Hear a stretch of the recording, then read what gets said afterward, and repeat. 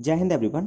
आज की इस वीडियो में हम समझने वाले हैं इंट्रोडक्शन पार्ट 2। ये चैप्टर फर्स्ट का क्लास 9th एनसीईआरटी बुक का इंट्रोडक्शन होगा और इस इंट्रोडक्शन पार्ट में हम 1.2 और 1.3 के कुछ बेसिक कॉन्सेप्ट्स कवर करने वाले हैं। तो अगर आपको वीडियो अच्छा लगता है तो लाइक और शेयर ज़रूर करना। तो चलिए स्टार्ट करते हैं। तो सबसे पहले प्रीवियस वीडियो में हमने आपको बताया था कि इरेशनल नंबर्स कौन से होते हैं। तो देखिएगा, यहाँ पे अगर हम बात करते हैं इरेशनल नंबर्स की, तो माय डियर स्टूडेंट, आपको प्रीवियस वीडियो में मैं बहुत अच्छे से बता चुका हूँ कि जो रैशनल नंबर होते हैं, जैसे अगर हम रैशनल नंबर की बात करें तो पी वाई क्यू की फॉर्म में जितने भी नंबर्स होते हैं वो सभी रैशनल नंबर होते हैं। बट इरेशनल नंबर की बात करें तो ऐसे नंबर्स होते हैं इरेशनल नंबर जिनको हम पी वाई क्यू की फॉर्म में कन्वर्ट नहीं कर सकते, जैसे एज लाइक √2, √3। और इसके लिए मैं आपको एक फार्मूला बता देता हूँ। अगर कभी रूट के अंदर प्राइम नंबर आ जाए, अगर कभी रूट के अंदर प्राइम नंबर आ जाए तो हम यहाँ पर बोल सकते हैं कि वो नंबर हमेशा इरेशनल नंबर्स ही होंगे। जैसे √2, √3, यहाँ पर 3 प्राइम नंबर है। इसके अलावा अगर हम देखें तो √5 11 भी हो सकता था, 29 भी हो सकता था, 31 भी हो सकता था। तो इस तरीके से आपको ये बात समझ में आ गई होगी। अब देखते हैं थोड़ा सा आगे, अगर हम बढ़ें इरेशनल नंबर में तो कुछ इरेशनल नंबर्स और मैं आपको बताने जा रहा हूँ। जैसे सपोज अगर मैं बात करूँ √15 की, तो देखिए √15 को हम ऐसे इस तरीके से लिख सकते हैं 5 3 जा 15। और अगर हम इसको इस तरीके से लिख दें तो आप बताइए, यहाँ पर 5 जो है वो भी रूट से बाहर नहीं आएगा और इसके साथ साथ 3 जो है वो भी रूट से बाहर नहीं आएगा। और अगर ये दोनों डिजिट रूट से बाहर नहीं आएंगे और दोनों प्राइम नंबर बन रहे हैं तो आप देखिए we can write here √5 into √3। तो देखिए √5 भी एक रैशनल नंबर है, मैं यहाँ पर आपको बता चुका हूँ, और √3 भी एक इरेशनल नंबर है। तो आप बताइए यहाँ पर कंप्लीट ये नंबर जो होगा वो इरेशनल नंबर हो जाएगा। इसके साथ साथ एक प्रॉपर्टी और आप याद रखिएगा, अगर आप किसी भी इरेशनल नंबर का, जैसे फॉर एग्जांपल √5 यहाँ पर एक रैशनल नंबर है, मैं मल्टीप्लाई कर दूँ एक रैशनल नंबर से, तो हमेशा ध्यान रखना आपको एक इरेशनल नंबर ही मिलेगा। जैसे फॉर एग्जांपल अगर मैं बात करूँ √3 की, तो हम यहाँ पर देख सकते हैं कि 1.73 और इसके अलावा और भी बहुत सारे डिजिट्स इसमें आपको मिलेंगे। तो ये इसकी एक वैल्यू होती है। तो यहाँ पर अगर हम देखें, इसमें किसी भी नंबर से हम मल्टीप्लाई करते हैं, जैसे सपोज मैं 2 से मल्टीप्लाई करता हूँ, तब भी एक इरेशनल नंबर रहेगा। तो इससे हमें एक बात पता चलती है कि इरेशनल नंबर में अगर हम किसी भी डिजिट से मल्टीप्लाई करते हैं या डिवाइड करते हैं या माइनस करते हैं तो हमेशा आप ध्यान रखना वहाँ पे आपको इरेशनल नंबर ही मिलेगा। तो ये एक प्रॉपर्टी है। इसके आगे अगर हम देखें तो और भी बहुत सारे इरेशनल नंबर हो सकते हैं। जैसे फॉर एग्जांपल पाई की बात करते हैं तो पाई भी एक इरेशनल नंबर है। और इसके अलावा जैसे इस टाइप से बहुत सारे डिजिट्स हो सकते हैं, जैसे फॉर एग्जांपल 0 1 0 1 0 0 1 1, फिर देन 0 1 0 0 0 1। तो आप इस नंबर में एक चीज़ देख सकते हैं कि यहाँ पर नंबर्स आते जा रहे हैं और साथ ही आप देखिए यहाँ पर 1 0 एक पैटर्न फॉलो नहीं हो रहा है। देखिए 1 0 1, फिर 0 0, फिर 1 1 डबल टाइम आ गया, फिर 2 टाइम 0 आ गया, फिर 1, फिर 3 टाइम 0 आ गया। तो इससे हमें पता चलता है कि ये नंबर जो है वो एक इरेशनल नंबर है। तो यहाँ तक आपको क्लियर हो गया होगा। फिर यदि हम बात करते हैं, जैसे सपोज करिए मैं यहाँ पर √4 की बात कर रहा हूँ, तो आप बताइए क्या √4 यहाँ पर इरेशनल नंबर होगा या रैशनल नंबर होगा। तो आप देखिए, अगर मैं √4 की बात करूँ तो √4 से मैं 2 को बाहर ले सकता हूँ। कैसे? 2 इंटू 2, और यहाँ पर 2 आ जाएगा बाहर। आपको पता होगा कि यहाँ पर 4 का जो स्क्वायर रूट होता है वो क्या होता है? 2 होता है। तो 2 क्या है? फिर यहाँ पर एक रैशनल नंबर ही होगा। तो ये प्रॉपर्टीज़ आपको पता होना चाहिए, ठीक है। रैशनल और इरेशनल में आपको डिफरेंस करना आना चाहिए, तभी आपको आगे एक्सरसाइज के क्वेश्चंस बनेंगे, ठीक है। तो इतना आपको क्लियर हो गया होगा। अब हम चलते हैं थोड़ा सा आगे। रैशनल और इरेशनल नंबर आपको बहुत अच्छे से समझ में आ गए होंगे। अब देखिए यहाँ पे अगर हम बात करते हैं कि रियल नंबर्स की अगर हम बात करें तो every real number is represented by a unique point on the number line. जैसे अगर हम बात करते हैं एक नंबर लाइन की, तो नंबर लाइन पर हमेशा ध्यान रखना जो भी पॉइंट्स होते हैं, जैसे फॉर एग्जांपल यहाँ पर +1 होगा, यहाँ 0 होगा, फिर यहाँ +2 होगा, फिर +3 होगा, फिर देन यहाँ पर +4 होगा, और इस तरफ चलें तो -1 -2 -3 -4, ये सारे नंबर्स होंगे यहाँ पे। लेकिन अगर हम यहाँ पर देखें तो आप बहुत अच्छे से समझ सकते हैं यहाँ पे कि इनके बीच बहुत सारे इनफाइनाइटली यहाँ पर रैशनल और इरेशनल नंबर्स हो सकते हैं। और अगर इनके बीच रैशनल और इरेशनल नंबर बहुत सारे इनफाइनाइटली हो सकते हैं तो आप हमेशा ध्यान रखना कि उनकी अपना जो पॉइंट होगा, जैसे फॉर एग्जांपल यहाँ पर कोई इरेशनल नंबर या रैशनल नंबर ही है, सपोज यहाँ पर 1 और 2 के बीच में जो रैशनल नंबर आएगा वो क्या रहेगा। सपोज यहाँ पे हम देख सकते हैं कि 1.2 आ गया, मान लीजिए।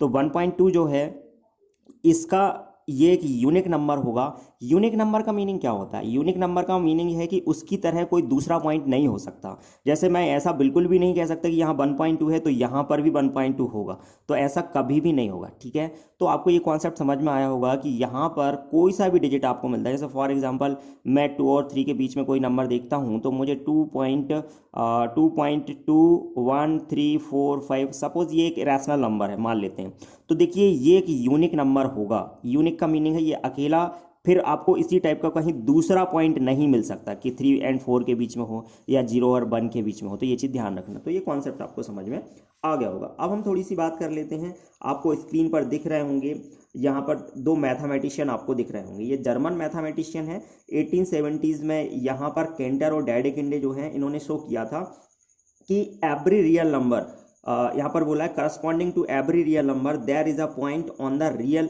Number line and corresponding to every point on the number line. इसका मीनिंग यहाँ पर ये होता है कि कहीं भी कोई भी रियल नंबर होगा तो वो यहाँ पर जो नंबर लाइन है ना उसमें वो करस्पॉन्डिंग होगा, मतलब यहाँ पर उसका जो पॉइंट है वो यूनिक होगा, और यूनिक होने के बाद उसकी अपनी एक वैल्यू होगी, और वो पॉइंट आपको कहीं दूसरी जगह मैच नहीं करेगा, ठीक है। मतलब यहाँ पर बोला है there exist a unique real number. Unique real number का मतलब है कि उसकी अपनी एक वैल्यू है और वो किसी पॉइंट पर होगा। तो ये आपको बात समझ में आ गई। तो ये दोनों मैथमेटिशियन के नेम याद रखना। यहाँ पर हम बोल सकते हैं आर डेडेकिंडे, यहाँ पर ये आए थे 1831 से 1916 तक, और जी कैंटर 1845 से 1918 तक ये रहे थे। अब अगर हम आगे देखें तो देखिए कुछ बेसिक प्रॉपर्टीज़ और मैं आपको बता देता हूँ, हालांकि मैं आपको एक्सरसाइज में और डिटेल में आपको समझाने वाला हूँ। फिर अगर हम आगे देखें तो देखिए अब हम डेसिमल्स को समझने की कोशिश करते हैं। अगर हम बात करते हैं डेसिमल की, तो आपको पता होगा जो डेसिमल्स होते हैं वो कुछ इस तरीके से लगाए जाते हैं या हटाए जाते हैं। फॉर एग्जांपल यहाँ पर मैं कोई एक नंबर लेता हूँ जैसे 2.3, तो मुझे यहाँ से डेसिमल हटाना है, तो मुझे पता है कि डेसिमल के लिए मैं यहाँ पर 1 ले लूँगा, और इसके बाद एक डिजिट है तो यहाँ पर मैं एक 0 ले लूँगा, ठीक है। जितने डिजिट होते हैं उतना मैं यहाँ पर 0 ले सकता हूँ, ठीक है। तो प्रीवियस क्लास में आपने ये पढ़ लिया होगा। अब इसके बाद अगर मैं देखूँ यहाँ पर, ये तो पॉइंट डेसिमल को लगाना और डेसिमल को हटाने वाली बात हुई, लेकिन कुछ नंबर्स ऐसे होते हैं, जैसे फॉर एग्जांपल 1 में मैं यदि 1 का डिवाइड करूँगा तो बताइए क्या आएगा, 1 आएगा। बट यदि मैं यहाँ पर 1 में 2 का डिवाइड करता हूँ तो आप बताइए क्या आएगा, 0.5 यहाँ पर मुझे मिलेगा। और यदि मैं 1 में 3 का डिवाइड करता हूँ तो आप देखेंगे जैसे मैं 1 में 3 का डिवाइड कर रहा हूँगा तो यहाँ पे 1 में तो 3 का डिवाइड जाएगा नहीं, तो मैं क्या करूँगा, एक पॉइंट ले लूँगा और यहाँ पर 10 हो जाएगा। देन 3 3 जा 9 हो जाएगा। फिर आगे फिर देखिए 1 यहाँ पर रिमाइंडर मिलेगा मुझे, फिर देन पॉइंट से मैं एक बार 0 ले सकता हूँ तो वापस यहाँ पर 10 हो जाएगा, और फिर 3 3 जा 9, तो वापस से यहाँ पर फिर से मुझे रिमाइंडर क्या मिलेगा, 1 मिलेगा। तो इस तरीके से आप यहाँ पर देख सकते हैं कि बार बार यहाँ पर रिमाइंडर आपको 1 मिल रहा है, और ये प्रोसीजर फिर आगे भी चलता रहेगा इसी तरीके से, ठीक है। जैसे मैं आगे भी अगर एक बार पॉइंट के लिए 0 ले लेता हूँ तो 3 3 जा फिर वापस से 9, और वापस से क्या बचेगा यहाँ पर रिमाइंडर 1। तो जब भी कोई रिमाइंडर रिपीट हो जाए तो समझना कि वहाँ पर वो जो नंबर होगा वो बार बार यहाँ पर रिपीट होता रहेगा। और अगर कोई ऐसा नंबर होता है जैसे 0.333 बार बार आ रहा है तो मैं इसको यहाँ पर 3 पर बार लगा के भी डिनोट कर सकता हूँ। मतलब अगर कोई नंबर बार बार रिपीट हो रहा है, रिकर हो रहा है, तो इसका मीनिंग है कि मैं यहाँ पर 3 पर बार पुट करके भी मैं उसको यहाँ पर डिनोट कर सकता हूँ, ठीक है। तो उस नंबर को बार बार लिखने की ज़रूरत नहीं है, मैं सीधा बार लगाकर उसको वहाँ पर फिनिश कर दूंगा, ठीक है। इतना क्लियर होगा आपको।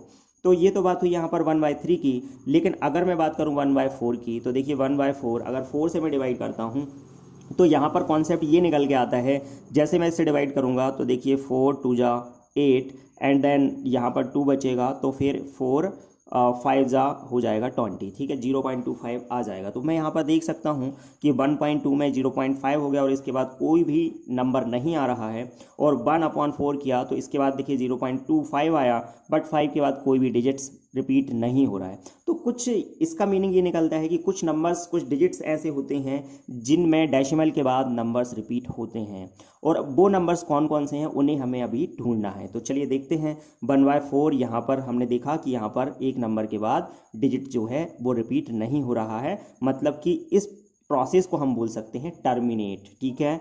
अगर कोई नंबर बार बार नहीं आ रहा है बाद में तो उसको हम क्या बोल सकते हैं, टर्मिनेट, ठीक है। इतना अभी आप ध्यान रखिए। फिर अगर मैं बात करूं यहाँ पर 1/5 की, तो अगर मैं 5 से डिवाइड करता हूँ 1 में तो मुझे मिलेगा 0.2।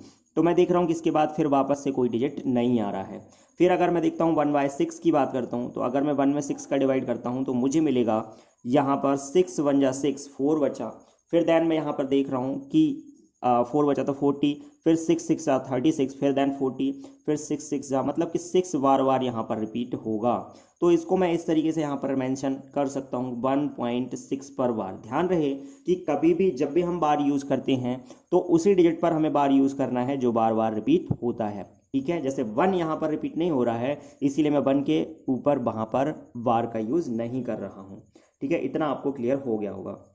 अब मैं क्या देखता हूँ यहाँ पर कि 1/3 में डिजिट रिपीट हो रहे हैं और 1/2 में, 1/4 में, या फिर मैं ऐसा भी बोल सकता हूँ कि 2 और 4 या फिर 2 के जो मल्टीपल्स हैं, जैसे 2 4, हालांकि 6 भी 2 का मल्टीपल होगा, बट यहाँ पर 6 में 3 है, इसीलिए यहाँ पर क्या हो रहा है, देखिए 6 बार बार रिपीट हो रहा है, ठीक है। आपको समझ में आ रहा होगा। फिर अगर मैं बात करूँ यहाँ पर 1/4 की, तो देखिए यहाँ पर 5 जो है टर्मिनेट हो गया। तो जब भी कभी इस टाइप के डेसिमल आपको मिलती हैं तो हम वहाँ पर उनको कह सकते हैं टर्मिनेटिंग डेसिमल। जैसे यहाँ पर ये जो डेसिमल होगा वो कैसा होगा, टर्मिनेटिंग होगा, मतलब कि एक नंबर के बाद जो डिजिट है वो आना बंद हो गए।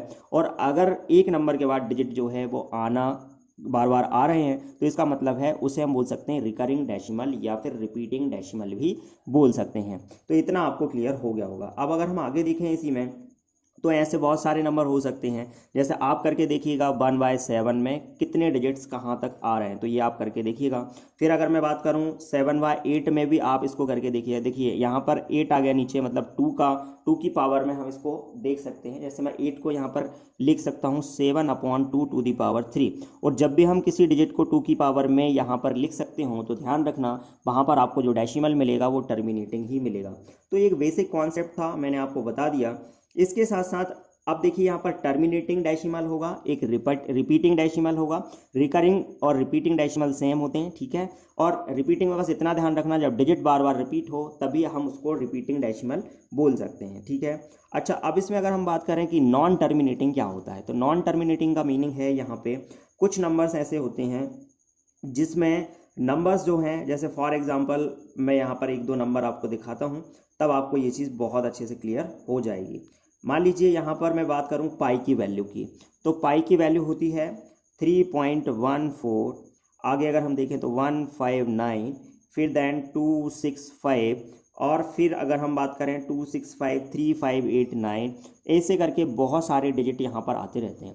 तो यहाँ पर आप नोटिस कर रहे हो कि 3.14 तक ठीक था, बट कोई भी डिजिट यहाँ पर रिपीट भी नहीं हो रहा है। और साथ ही आप ये चीज़ नोटिस कर सकते हो कि रिपीट भी नहीं हो रहा कोई भी डिजिट, और इसके साथ साथ डिजिट आते जा रहे हैं, कोई पैटर्न फॉलो यहाँ पर नहीं हो रहा। तो इसका मीनिंग ये हुआ कि यहाँ पर टर्मिनेट भी नहीं हो रहा है डिजिट, और साथ के साथ रिपीट भी नहीं हो रहा है। तो हम यहाँ पर इसको बोल सकते हैं, यहाँ पर हम बोल सकते हैं नॉन टर्मिनेटिंग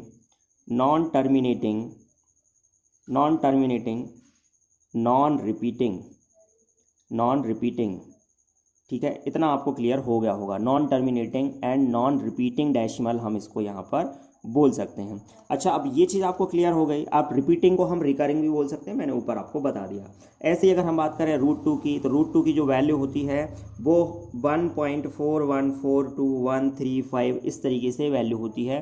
तो यहाँ पे अगर हम देखें तो इसमें भी आपको जो डेसिमल मिलेगा 1.41423135, ये जो नंबर है इसमें आप देखिए कोई भी नंबर रिपीट अगर हो भी रहा है, जैसे फॉर एग्जांपल यहाँ 414 आ रहा है, बट वो पैटर्न फॉलो नहीं कर रहा, बार बार वो नंबर आगे नहीं आ रहा, तो ऐसी कंडीशन में √2 जो है वो एक इरेशनल नंबर है, और हम बोल सकते हैं कि non terminating and non repeating number यहाँ पर हमें ये मिल जाएगा। तो इतना आपको कॉन्सेप्ट क्लियर हो गया होगा। अगर आपको कुछ भी डाउट आता है तो कमेंट बॉक्स में कमेंट करके मुझे बता सकते हैं। नेक्स्ट वीडियो में मैं आपको एक्सरसाइज 1.2 कराऊंगा और 1.3, तो चैनल को सब्सक्राइब जरूर कर लेना। अगर आपको वीडियो अच्छा लगा हो तो लाइक और शेयर जरूर करना। Thank you very much.